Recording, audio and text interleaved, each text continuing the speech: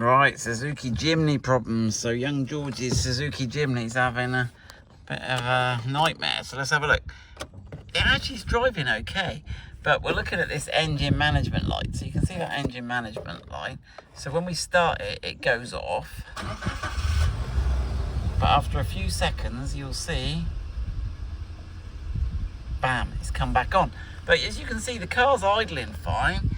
It revs fine, it sort of drives fine, but obviously we've checked the oil and water, so we need to fault code read and see what the issue is. Now, we've plugged a little scanner into the OBD2 port. Now, Suzuki Jimny, there's loads of left-hand drive, but not so many right-hand drive.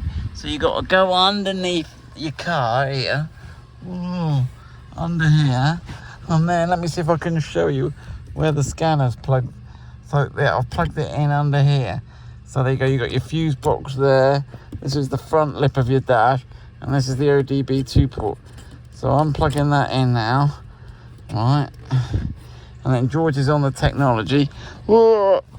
So yeah, so looking from outside the car, it's just there, right next to your engine releases there.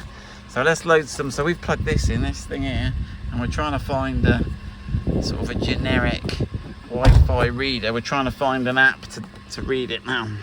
Right, so we've just tried an OBD2 diagnostics thing and it's not working. We've tried it in the Nissan and it all lights up, but there's no lights coming on here, is there, George? No. So George is checking the fuses because it looks like we've got no power to the OBD2. Now maybe that's why the engine management lights come on, or it may be we've had a fuse gone, so he's having to laboriously take out every single fuse. There's a little green fuse box, I'll put a picture of it online.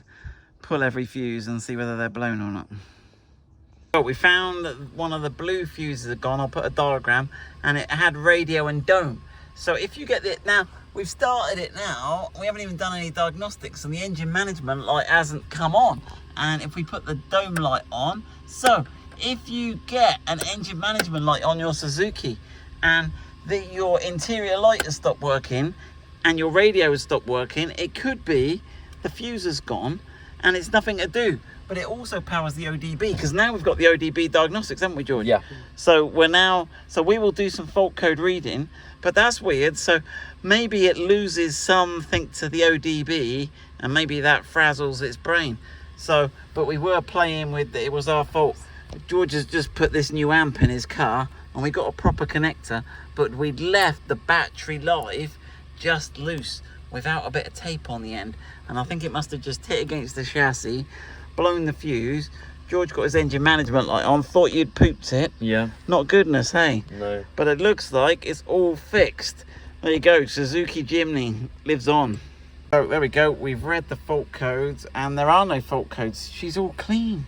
There's no contamination in the Jimny.